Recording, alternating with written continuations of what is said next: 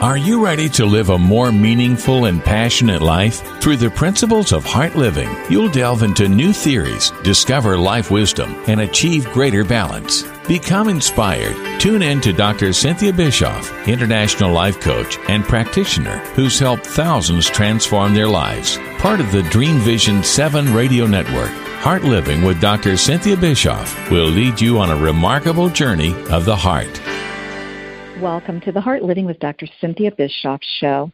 I'm Dr. Cynthia Bischoff, your host. You can listen to Heart Living on syndicated Dream Vision 7 radio network every Wednesday at 2 a.m. and 2 p.m. Eastern Standard Time, Boston and worldwide. You may listen online or on your mobile devices. To learn more, go to dreamvision7radio.com for a full schedule.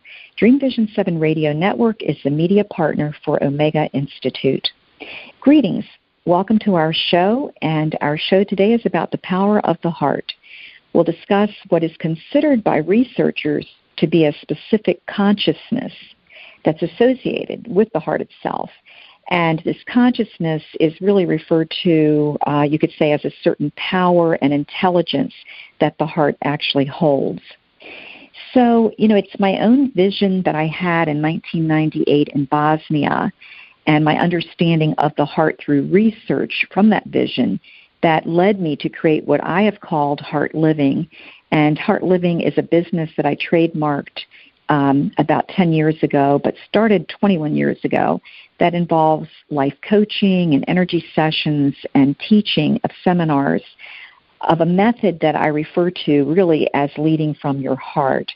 So today I'm going to share some interesting history about the heart over the centuries. I'm also going to share some more recent research about heart intelligence, and I'm going to offer practical tips on how to lead from your heart, from how to live an intention life to everything from that really to the importance of forgiveness. And my hope in all of this is that you would gain a new respect for the heart itself and its role in the system of your body, your mind, and your spirit. So let's get going. So what about the heart itself? And what about the heart as an icon shape? The history of how people recognize it, and the way it looks is the heart shape, but also as an important organ in the body. And the fact that it also holds a role, actually, in cellular memory and in our health. But before I share my findings on this, I just want to go back quickly to my own interest in the heart and in what I did create, which is a way of teaching and living called Heart Living.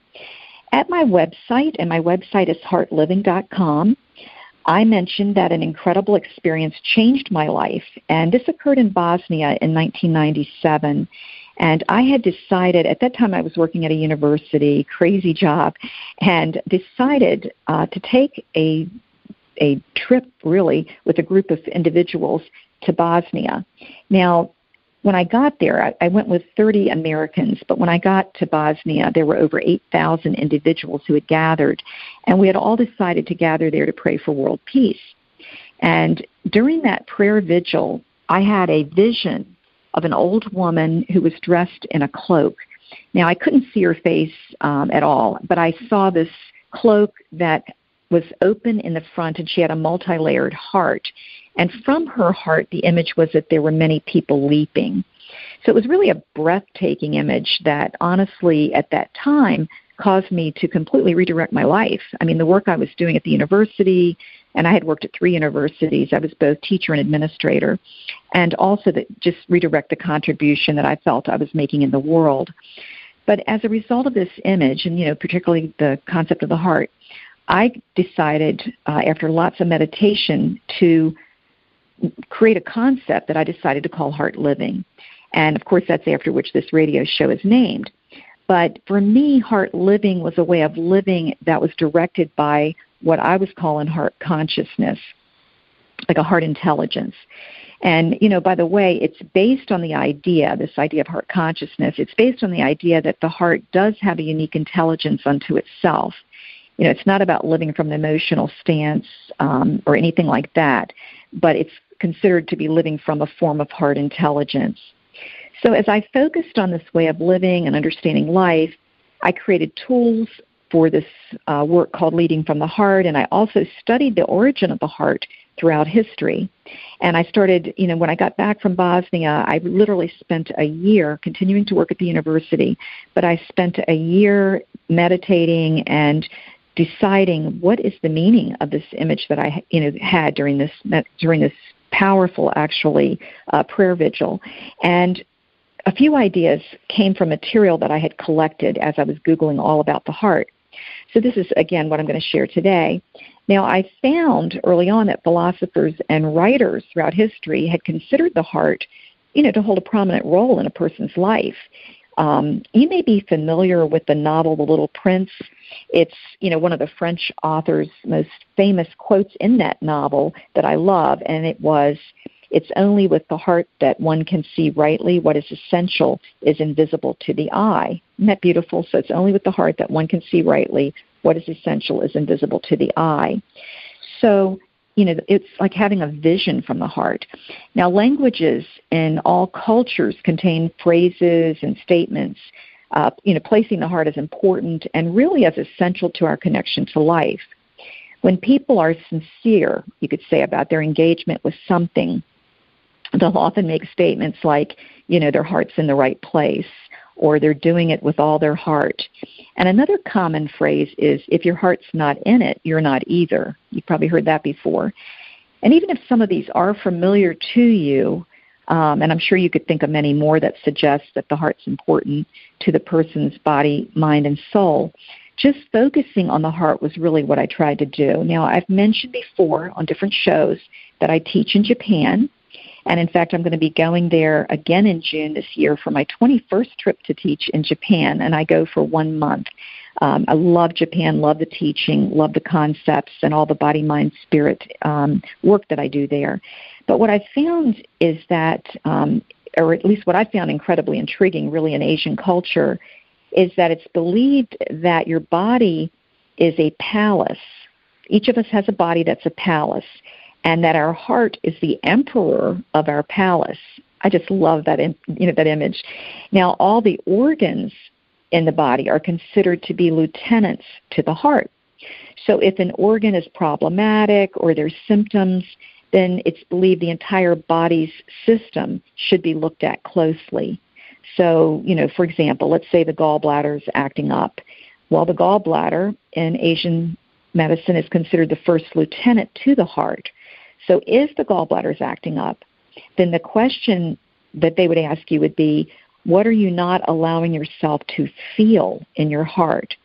Or what are you not allowing into your heart?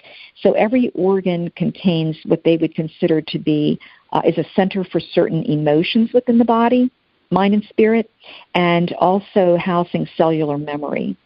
So in other words, more than just, a physical issue, there would be attention given to what is also considered a psychological or spiritual component to that organ. So again, gallbladder, what are you not allowing into your heart? And today we really refer to it in a Western way. We say it's body, mind, spirit awareness. But at any rate, in Asian culture, the heart is considered to serve as a connecting place. And I think that's beautiful too. It's a connecting place between your spirit and your humanness. Isn't that cool? So your spirit and your humanness. And the heart is even said to store your spirit. And the word for spirit in Japan, where I teach, is called Shen, S-H-E-N. So Shen means heart, but Shen also means spirit. And it's believed that the heart's little stored spirit inside itself, is said to make sure that the larger composite spirit of the person is balanced. So there's this Shen inside the heart that is connected to the larger spirit of the person, and we have to have it balanced. So what about the heart symbol? Just to continue with some ideas about heart, the icon shape that we're calling the heart. Well, it could be traced back, I found, to a time before the last ice age when Cro-Magnon hunters in Europe actually used that symbol. Yet it remained unclear to us what meaning the symbol actually held for them, but that is the symbol that they used. And Egyptians historically believed that the heart was the center of our morality and also the center of our lives.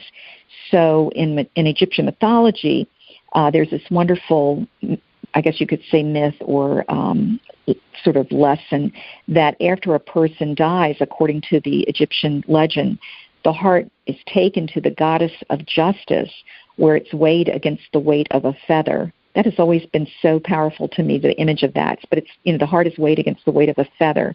So if the person's heart is lighter than the feather, and I believe it's called the feather of Maat, M-A-A-T, again, M-A-A-T, feather of Maat. If the heart is lighter than the feather of Maat, the person will rise into the afterlife. However, if the person's heart fails the test, it is heavier then the individual's soul is going to be banished from existence, or it'll meet some less than desirable fate somehow. So again, that's just an interesting Egyptian legend about the heart. Now, in the culture of ancient Mexico, it's believed that every human contained different spirit forces within them, and the heart's spirit force was, critically important, because while some forces were thought to leave the body in the dream state, it was believed that the heart's spiritual force had to remain in the body at all times, or the person would in fact die. So, again, every human contained different spirit forces, but the heart's spirit force had to remain in the body at all times, or the person would actually die. And you can think about Christian theology. The heart has had a major role there. Think of the image of the Sacred Heart of Jesus, seen as emitting light. And in many cases, you'll see images not only of emitting light, but also emitting suffering. Or the mother of Jesus, Mary, the heart of Mary has swords in it for the suffering. And I think in both cases, the Sacred Heart concept is a symbol of love and sacrifice. So very interesting. Now, as far as medical connections go, and this is where I focus my own teaching more, research shows that ancient Romans understood that the heart was the single most vital organ in the whole body in regard to sustaining life. And ancient Greeks in approximately 400 BC is I think what it was, they began to associate the heart as the center of the soul, and also, of course, the source of heat within the body. But it's the source of heat within the body, but it's also the center of the soul. Now, scholars and physicians, we've all heard of Hippocrates, Aristotle, of course. They saw the connection between the heart and the lungs and became aware of the heart's pumping action. And in 1628, there was a study. You could easily Google this. It was published by William Harvey. He was an English physician in the 1600s. And his study detailed how blood traveled throughout the body, but that it had to be propelled, of course, by the pumping of the heart. And this work became a major breakthrough in how the world thought, really, about the human body. Again, that was in 1628 that study was published. And then finally, around 1700, historians believed that the heart was the single most important word, and this is what I think is really cool, that the word heart was the single most important word in the human language, and that it referred to the mind and the body, as well as the actual heart itself. So I noticed also in my research that the first heart operation was said to have been conducted in 1810, and then in the 1890s, various surgeons conducted heart operations, and there were, to my understanding, numerous attempts and then different innovations that finally led to the successful heart operations today. So, where we are today with the heart and with research from not only a physical stance, but we've got to look at, we now have research from a body-mind cellular kind of connection. Researchers more recently have studied the intelligence and coherence of the heart, believing that the heart has more impact on your emotions, mind, and health than was ever really thought possible before.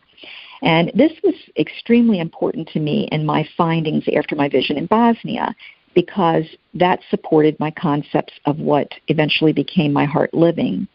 And really, in a nutshell, what research has shown is that the heart is an intelligent cellular system. Very, very cool, an intelligent cellular system. Now, from this perspective, and in the research that's been shown to prove this, the heart has been shown to hold a critical, vital position within the cells and their functions in a person's body. Typically it's believed the brain's the center of memory, and it bears the information for the psyche of a